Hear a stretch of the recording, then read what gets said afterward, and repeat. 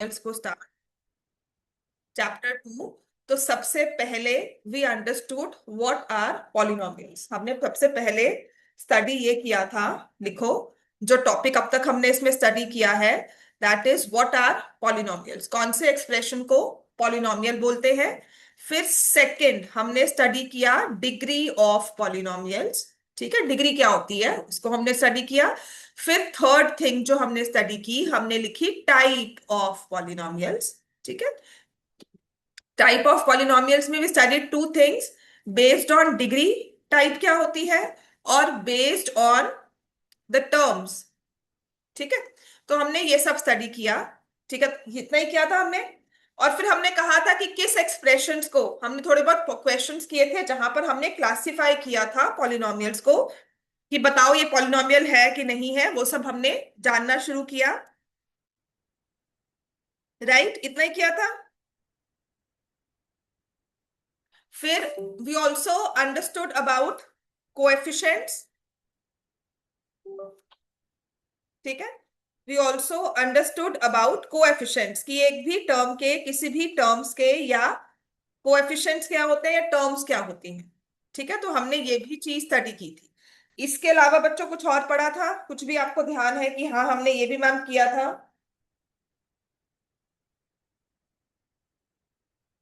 कनक बताओ, इसके अलावा कुछ और पढ़ा हो। नहीं पढ़ा था। नहीं पढ़ा था, ठीक है। तो हमने कोएफिशिएंट स्टडी की, और फिर हमने दो special type of polynomials cover किए थे, जिसको हमने बोला था जीरो पॉलिनोमियल। लिख लो, ये बहुत इंपॉर्टेंट है। इसमें असर्शन रीजनिंग अब 10th तक आती है। ठीक है, क्लास 10th में भी असर्शन रीजनिंग इस पर बेस्ड आ जाती है। Zero polynomial and constant polynomial. तो पॉलिनोमियल को लिखने का ना एक वे होता है, मतलब एक उसके लिए एक सिंबल या एक हम उसका एक्सप्रेशन यूज करते हैं, जिसे हम लिखते हैं P X, which we say is a polynomial in x। तो जीरो पॉलिनोमियल होता है जब p ऑफ x जीरो हो, एंड कांस्टेंट पॉलिनोमियल होता है जब p ऑफ x इसी नंबर के इक्वल हो, k not equal to zero. तो k की वैल्यू 1, 1/2, √2 कुछ भी हो सकती है। तो अगर मैंने p ऑफ x लिखा √2, 1/2, -3/2, 4, तो ये सारे कांस्टेंट पॉलिनोमियल के एग्जांपल्स हैं। समझ में आ गया। Then we spoke about constant and zero, इसके बारे में हम और भी पढ़ेंगे। ठीक है ना। और चैप्टर 2 जब आएगा तो दोबारा से इन चीजों को विल गो थ्रू। और टाइप्स ऑफ पॉलिनोमियल्स के क्वेश्चन 10th क्लास तक आ जाते हैं। 10th क्लास में भी कोई ना कोई एक क्वेश्चन असर्शन रीजनिंग का आपको मिल सकता है। And second thing about reflection in Y axis X axis, वो भी क्लास 10th के बोर्ड एग्जाम्स में पेपर में आ सकता है। So we should know about those topics as well. समझ में आ गया इतना। अब आते हैं जो हम कवर करेंगे अपने इस चैप्टर में। ठीक है, अब जो हमारा रेलिवेंट होगा इन चैप्टर्स के अकॉर्डिंगली। ठीक है, वन वेरिएबल यूनिवेरिएट। ठीक है,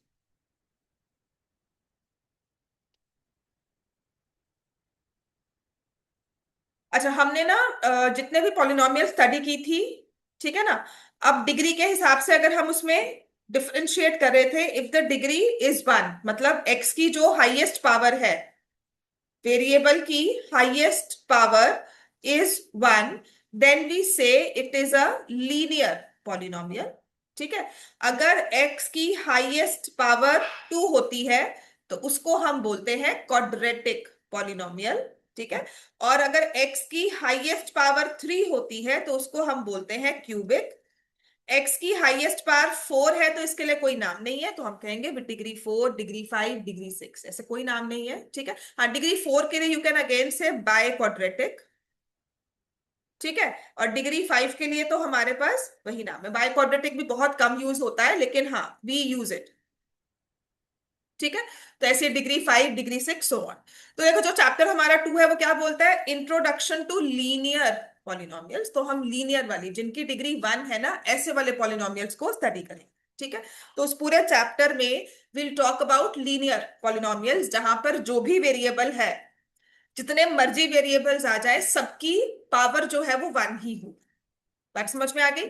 फिर हमने ये भी किया था कि मान लो मैंने एक्स एंड वाई इकट्ठे लिख दिए। अब आप कहोगे एक्स की पावर भी वन है, वन की वाई की भी पावर वन है। तो जब ये एक्सप्रेशन मल्टीप्लाई में आ गया, ये दोनों टर्म्स मल्टीप्लिकेशन में आ गई, तब इनकी पावर वन नहीं रही। कहने का मतलब ये है कि वेरिएबल वन, वेरिएबल की पावर वन, तो यहां पर जो पूरी टर्म है उसमें वेरिएबल की पावर टू मिली है। तो ऐसे वाले एक्सप्रेशन को हम लीनियर नहीं बोलते।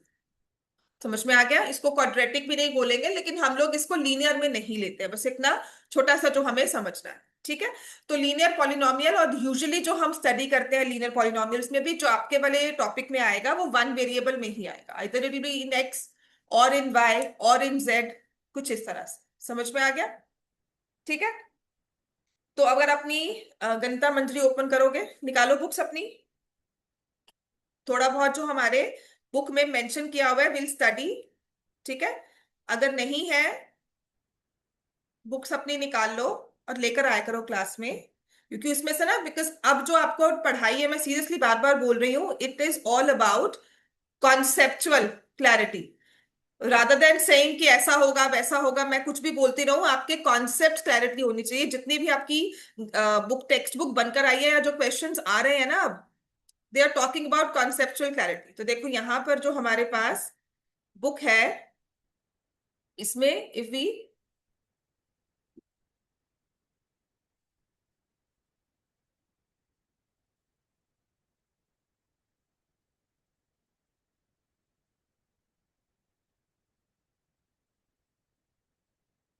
ये देखो हमने फर्स्ट चैप्टर किया था कोऑर्डिनेट का, कोऑर्डिनेट में भी वेरिएबल्स थे। अब इसके बाद देखो, what we need to understand is introduction to linear polynomials. ठीक है? तो we have learned about algebraic expressions in the earlier grades, which is fine, आपने सब पढ़ा हुआ है।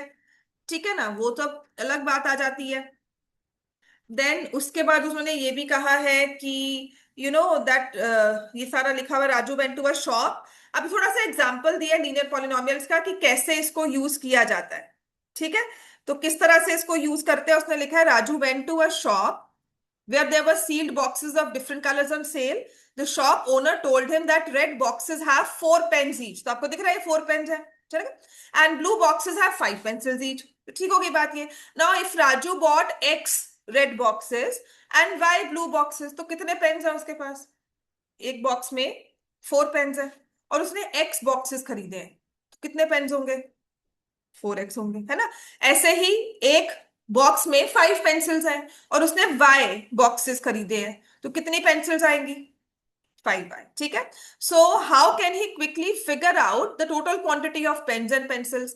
तो अगर उसे कभी भी कुछ भी फिगर आउट करना है कि अच्छा हर केस में मुझे समझ में आए, ठीक है ना, तो इसके लिए हम क्या करते हैं, इसके लिए हम उसे कहते हैं कि बेटा तुमने क्या करना है, तुम्हारे लिए एक जनरल एक्सप्रेशन में लिख देती हूँ। ठीक है? आपके लिए मैं एक जनरल एक्सप्रेशन लिखती हूँ, उसके accordingly now you can talk about.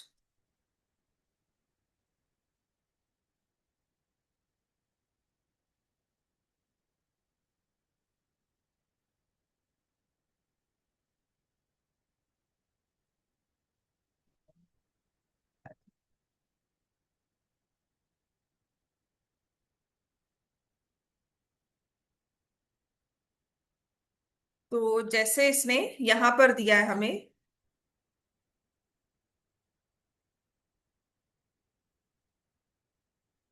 Right? तो उसने एक्स बॉक्सेस लिए पेन्स के, वाई लिए पेंसिल्स के। तो जब उसको आपने जनरल बताना है कि there are 4 pens and 5 pencils, तो आपने कहा 4x पेन्स होंगे तुम्हारे पास और 5y। टोटल तुम कितना लेकर जाओगे? 4x + 5y। तुम ये बता दोगे कि टोटल तुम्हारे पास यहां से 4x पेन्स और 5y पेंसिल्स हो जाएंगी। And also if he got 3 extra pens free, इसके बाद उसको 3 पेन्स एक्स्ट्रा और मिल गए, तो टोटल नंबर ऑफ आइटम्स जो उसके बैग में होंगी वो कितनी होंगी? यहां से 4x पेन्स, 5y और एक 3 हो गया। तो हमने ना इस तरह से इन एक्सप्रेशंस को फॉर्म करना शुरू किया। Now you understand what algebraic expressions are used, कि कल कोई भी आता है, जितने मर्जी बॉक्सेस लेकर जाए, उसके पास 4x बॉक्सेस होंगे, 4x पेन्स होंगे। वो पेंसिल्स के जितने मर्जी बॉक्सेस लेकर जाए, उसके पास 5y पेंसिल्स होंगी। ठीक है? तो यहां पर वही दिया, 3 extra pens free, total number of pencils and given by 4x + 5y + 3। And in this example 4x 5y are terms of the expression. तो मैंने आपको ये समझाया कि अब ये टर्म्स ऑफ द एक्सप्रेशन कहा जाता है। ठीक है? सो they are called,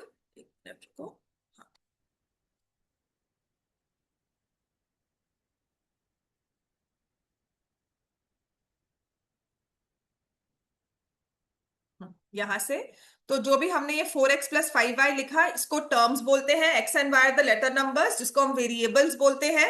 4 and 5 are the coefficients and 3 is a constant term जिसमें कुछ भी एक्स वाई नहीं होता। ठीक है, so we now used alternate word for letter numbers, उसको हम बोलेंगे variables. Thus in the expression we say variables used are X and Y. तो ऐसे ही उसने आपको एग्जांपल 2 दिया जिसमें कहा है a rectangular garden of length L meters and width W meters has to be fenced and decorated। तो हमारे पास एक रेक्टेंगुलर गार्डन है, समझ में आ गया। इसकी लेंथ एल है, ब्रेड्थ डब्ल्यू है, इसको फेंस करना है। फेंस करने का मतलब क्या हुआ, पेरीमीटर निकालोगे। पेरीमीटर क्या होता है, 2 times length plus width. So a wire fence is to be laid along the length costing 100 per meter, कि जो भी तुम्हें वायर लेके आनी है वो 100 रुपए पर मीटर तुम्हें मिलेगी।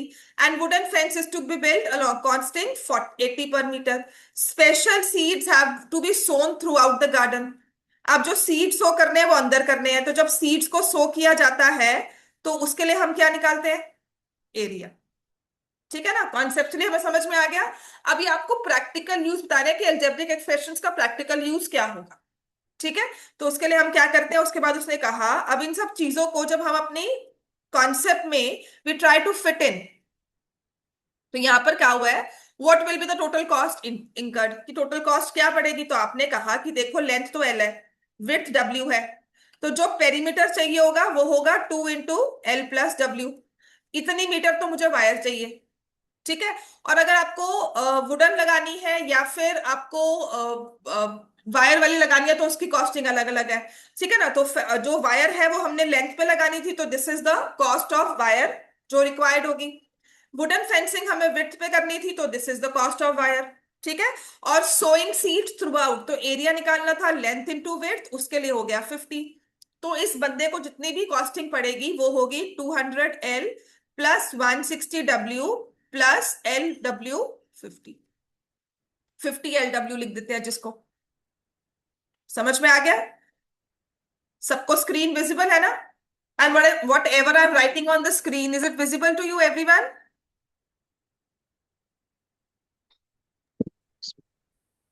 What ever I am writing in black colour is it visible to everyone. Yes, ma'am. ठीक है ना, हाँ, राइट। तो इसके बाद उन्होंने कहा कि चलो ये सब चीजें आ गई, पर इसका यूज क्या है, अब इसका यूज क्या हुआ। ठीक है, तो ये बता दिया उन्होंने, एल्जेब्रिक एक्सप्रेशन था। अब जैसे यही वाला एग्जाम्पल 3 करो, ये सब लिखना है, चलो लिखो अब ये। A wire of length 20 centimetre, very important example, ये तो अभी आपको सिखाया गया है। ये आगे जाकर ना हमारे पास एरियाज ऑफ सर्कल आएंगे, उसमें भी हम इसे यूज करेंगे। कहते हैं एक वायर है हमारे पास 20 सेंटीमीटर लेंथ, उसको बेंड करके आप शेप बना रहे हो। आप खेलते हो ना वायर के साथ, जैसे क्ले के साथ खेलते हैं, ऐसे ही वायर है, तो बेंड करके आप शेप्स बना रहे हो। आपने डिफरेंट वेज में रेक्टेंगल्स फॉर्म किए। We can have a rectangle with length 7 and width 3। ठीक है, we can also have with length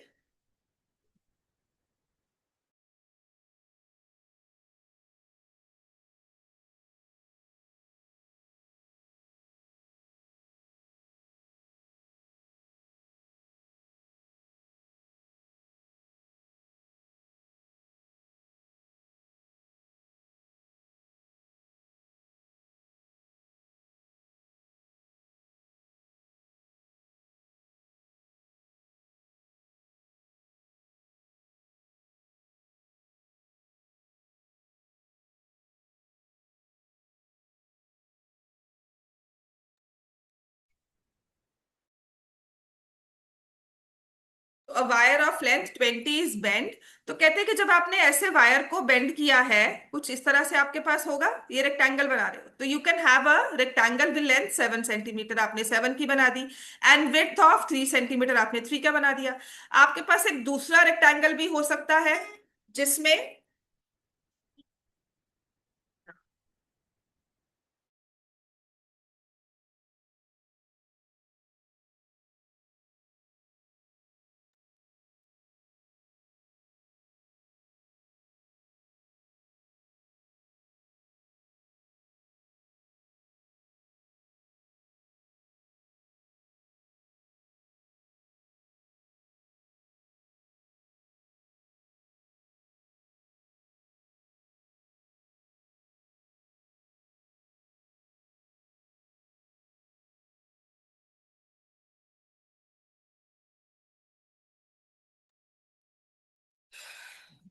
right.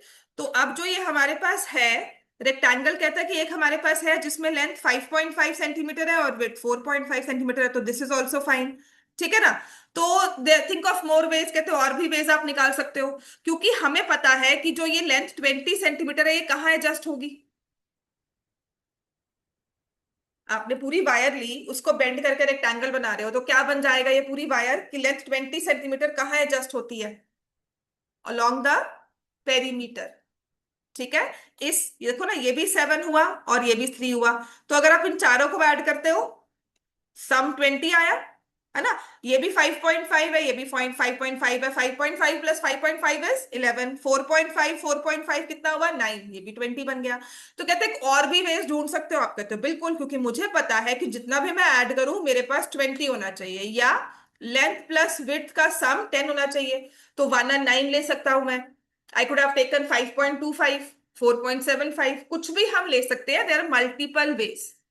समझ में आ गया। अब आपने कौन सा सिलेक्ट किया है वो हमें नहीं पता, लेकिन मुझे इतना पता है कि अगर मैं लेंथ को x रख देती हूँ तो विड्थ कितनी हो जाएगी, 10 - x, और उसके बेसिस पर एरिया कितना हो जाएगा, x into x mine 10 - x। एक लेंथ एक विड्थ, समझ में आ गया कि लेंथ हमने ले ली x, विड्थ हमने ले ली 10 - x, अगर हम एरिया निकालेंगे तो x इंटू 10 - x हो जाएगा। बात समझ में आ गई है? ठीक है ना। तो ये हमारे पास एरिया भी आ गया। Are we clear everyone? समझ में आ गया। तो जब इसमें एक्स की वैल्यूज को पुट करते रहेंगे तो हमारे पास लेंथ और विड्थ भी फिट होती रहेगी और उसके हिसाब से एरिया भी निकलता रहेगा। अब मुझे हर बार तो नहीं यहाँ पर कि मैं 7 और 3 को मल्टीप्लाई करके कह रही हूँ, अच्छा यहाँ पे तो 21 स्क्वायर सेंटीमीटर आ रहा है, यहाँ पे 4.5 और 5.5 को मल्टीप्लाई करके कह रही हूँ कि यहाँ एरिया इतना बन रहा है।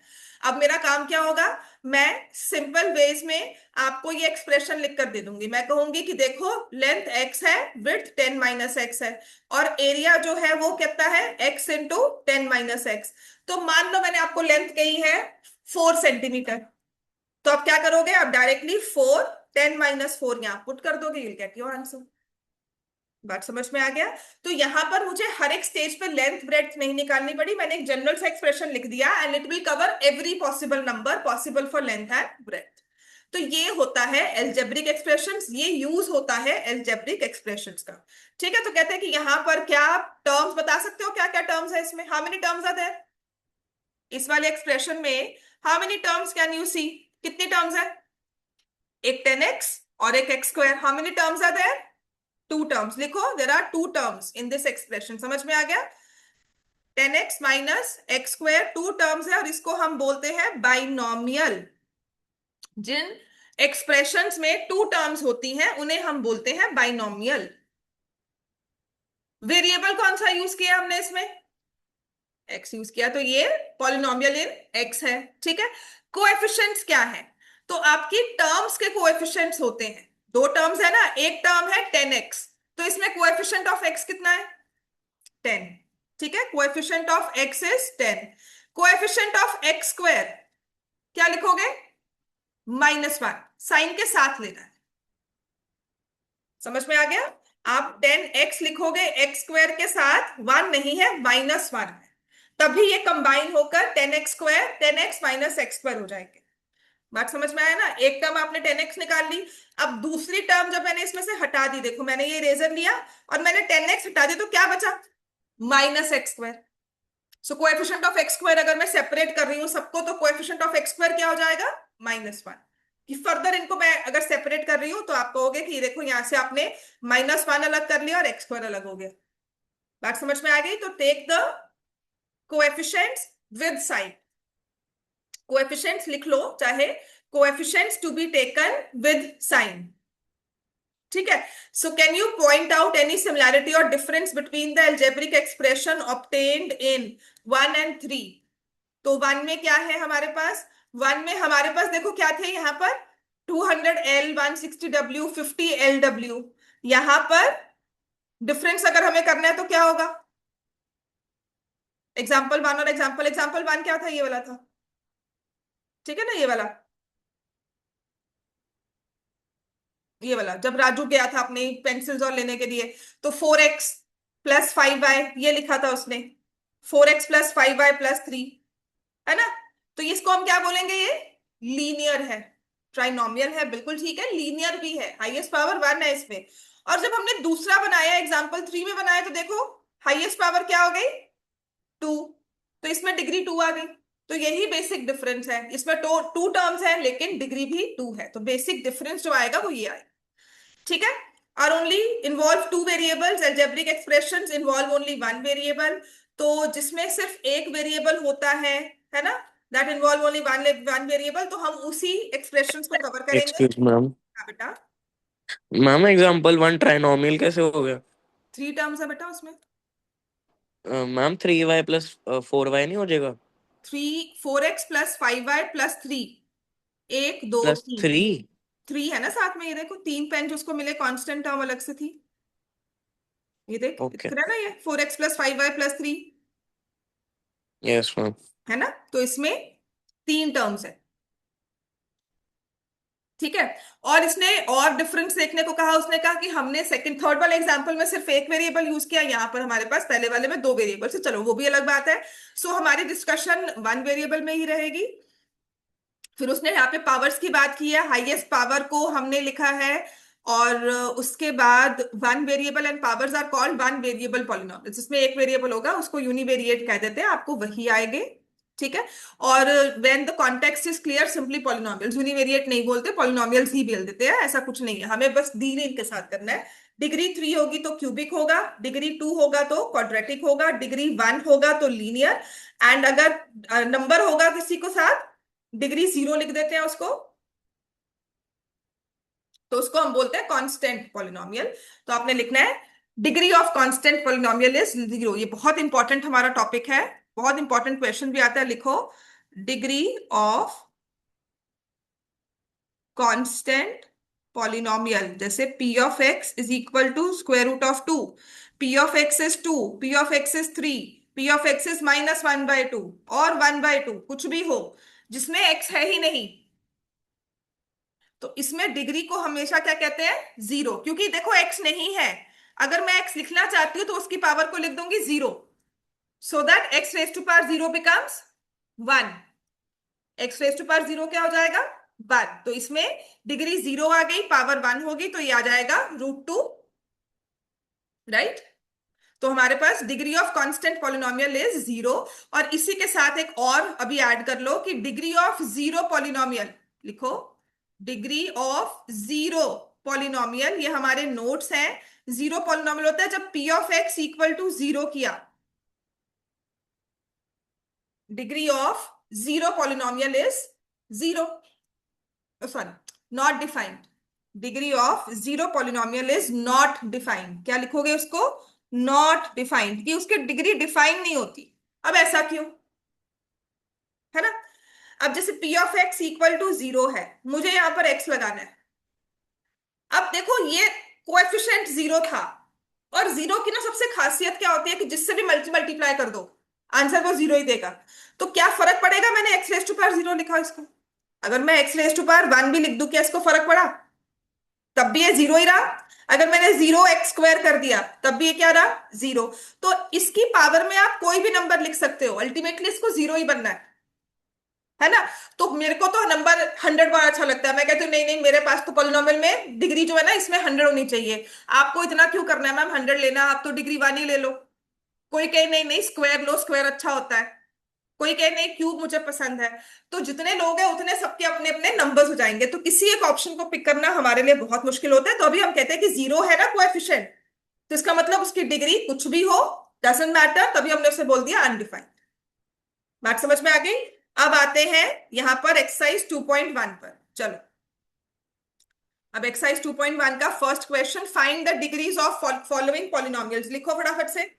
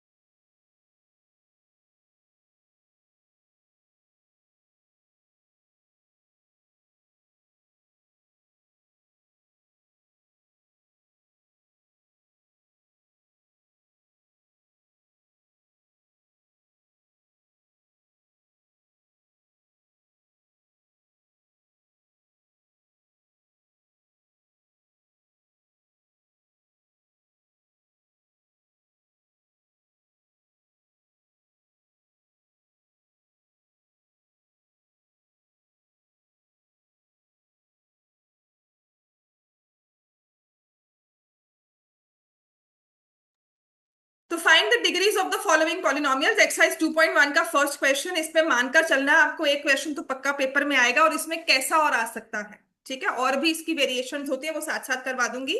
तो इसमें लिखा हुआ है 2x² माइनस 5x+3, क्या बोलोगे इसकी डिग्री क्या है? डिग्री क्या होती है? हाईएस्ट पावर, है ना। तो यहाँ वेरिएबल दिख रहा है ना x, इसकी पावर क्या दिख रही है? 2 दिख रही है ना सबको, और दूसरे वाले में पावर क्या होगी? 1। और अगर 3 के साथ x लगाएंगे तो उसकी पावर क्या होगी? 0। तो हाईएस्ट क्या है 0 1 2 में? 2। तो हम कहेंगे इस वाले एक्सप्रेशन की degree is 2। For the first degree is 2। Second में आप बता सकते हो बच्चों क्या है डिग्री?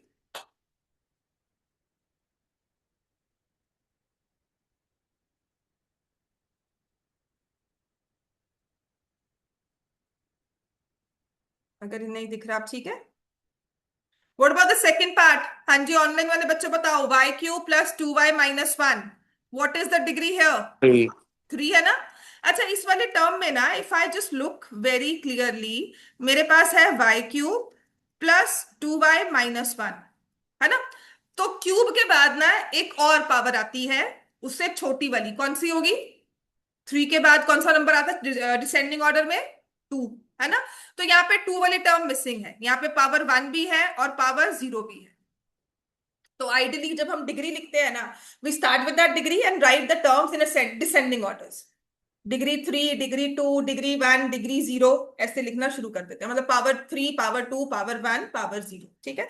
तो इस तरह से हम टर्म्स लिखते हैं। तो जनरल एक्सप्रेशन को हम बोलते हैं, अगर क्यूबिक लिखना है तो ax³ की टर्म होगी, bx² होगा, cx होगा और d होगा, है ना। हम usually this is the standard form of writing. तो जब भी आपको क्वेश्चन कोई आता है ना, आपने कोशिश कर रही है कि जब सॉल्विंग कर रहे हो ना, तो स्टैंडर्ड फॉर्म में लिखना है आपने उसको हमेशा, ठीक है।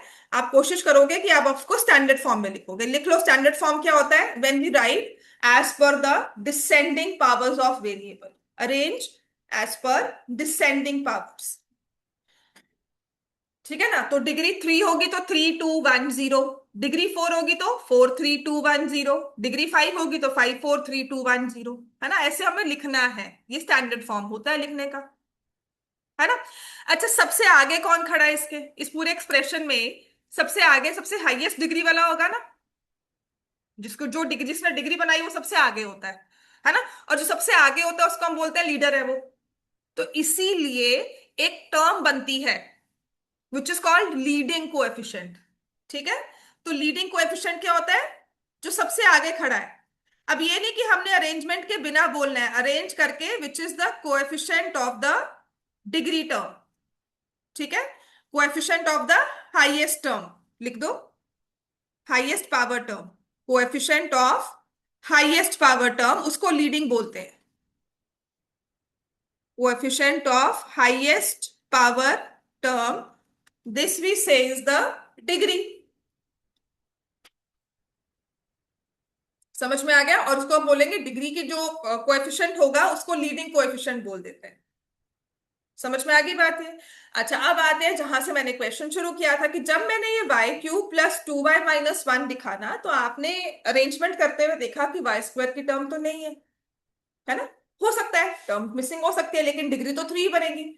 तो जब ऐसी अरेंजमेंट में कोई टर्म मिसिंग होती है और मुझे सिंबॉलिकली उसे दिखाना हो, तो मैं क्या करूंगी? y³ है, फिर मेरे पास y की टर्म आई, फिर -1 आया, तो अब मेरे पास y² की टर्म नहीं है। तो इसका मतलब उस y² की टर्म का कोएफिशिएंट क्या है? 0। So if I need to write कि स्क्वायर वाली टर्म कहाँ है इसमें, तो उसके कोएफिशिएंट को हम लिख देंगे 0, that is in existence because of that coefficient 0।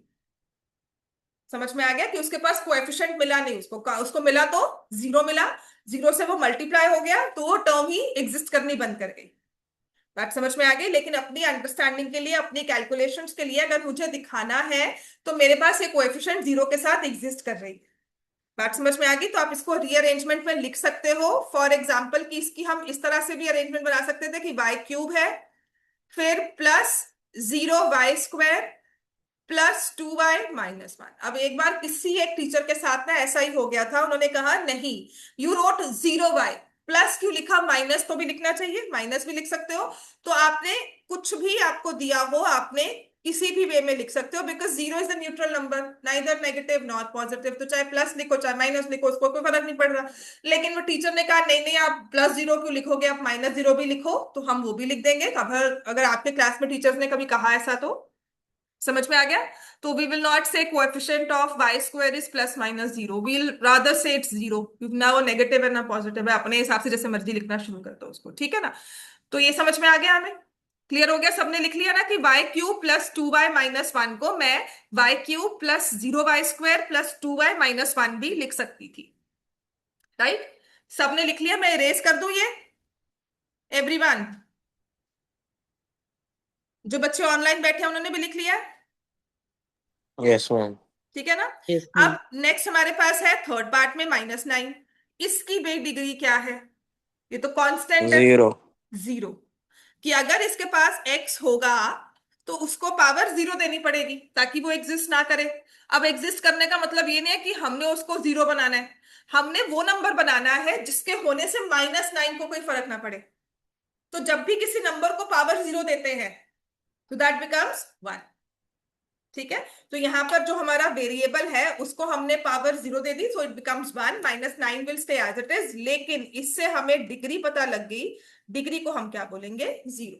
So when it is 4z-3, एक वेरिएबल दिख रहा है z, तो उसकी पावर क्या है 1, तो इसकी डिग्री क्या होगी 1, ठीक है। तो अब हमारा नेक्स्ट क्वेश्चन जो है वो कहता है राइट पॉलिनोमियल्स ऑफ डिग्री 1 2 3, ठीक है बिल्कुल। अब डिग्री 1 वाला पॉलिनोमियल लिखो, क्या लिखोगे, 4z-3 लिख लो, लिखो डिग्री 1 4z-3 4z+3, उसने नंबर ऑफ टर्म स्पेसिफाई नहीं की है, तो हम यूजुअली लिखते हैं कि हम सारी टर्म्स लिखते हैं और वेरिएबल एक ही होना चाहिए, क्योंकि हमारे पास क्वेश्चन में हमारी बुक में वही आता है, but even if you right 4x+2y कोई गलत नहीं कर सकता, कि उसने डिग्री 1 कहा है, उसने टर्म स्पेसिफाई नहीं की। तो sometimes they specify that right a binomial of degree 1, तो आपको दो टर्म्स लिखनी होगी, है ना। लेकिन आप ऐसे नहीं सकते कि मैंने लिखा 4z+6z, जो कि लाइक टर्म्स है, दोनों ऐड हो जाएंगी, एक टर्म ही बन जाएगी, तो बाइनोमियल नहीं रहा ये।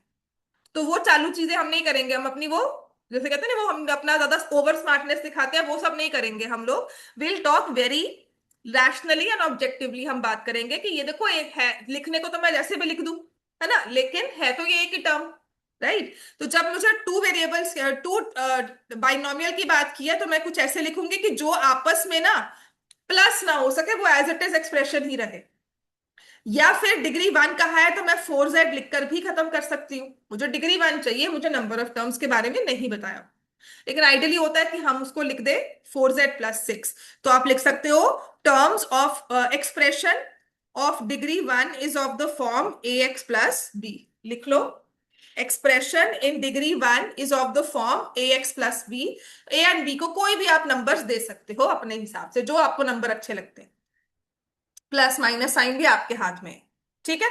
अब डिग्री 2 वाला लिखना है भाई हमने, तो उसका जनरल फॉर्म क्या होता है कि उसमें एक एक्स स्क्वायर की टर्म होगी, फिर एक एक्स की टर्म होगी और फिर एक कांस्टेंट टर्म होगी, मतलब ये स्टैंडर्ड इतनी तो टर्म्स मैक्सिमम है इसके पास, इससे ऊपर कोई टर्म नहीं आएगी।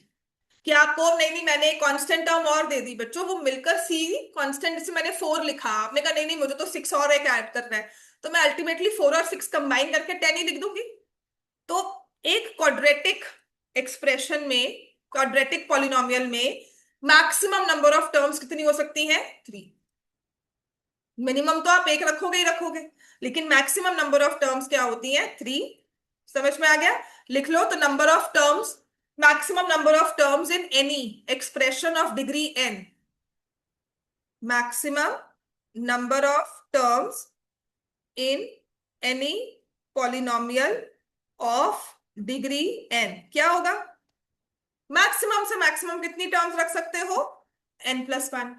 लीनियर में 2 टर्म्स थी, क्वाड्रेटिक में 3 टर्म्स है, और अगर मुझे क्यूबिक कहा गया है तो कितनी टर्म्स होंगी, 4। कैसे, पहले क्यूब की टर्म, फिर स्क्वायर की टर्म, फिर डिग्री 1 की टर्म मतलब पावर 1 वाली लीनियर टर्म जिसको बोलते हैं, और फिर कांस्टेंट टर्म। तो ये डिग्री टर्म हो गई, ये स्क्वायर वाली टर्म हो गई, ये लीनियर टर्म जिसकी डिग्री 1 होती है ना, जिसकी पावर 1 है, तो उसको लीनियर टर्म भी बोल देते हैं। ठीक है। और ये हो गया कांस्टेंट टर्म। ठीक है ना। तो अब ये कोएफिशिएंट्स भी पूछे जाते हैं आपसे कि राइट द, जैसे नेक्स्ट क्वेश्चन हमारे पास है, करवाओ नेक्स्ट। ठीक है ना। तो ये डिग्रीज तो आप सारी लिख ही लोगे ना, पॉलिनोमियल्स बना ही लोगे। अब हमारे पास है कोएफिशिएंट्स, बताओ जी। चलो हम कोएफिशिएंट्स बताते हैं। एक्स स्क्वायर और एक्स क्यूब का बताना है।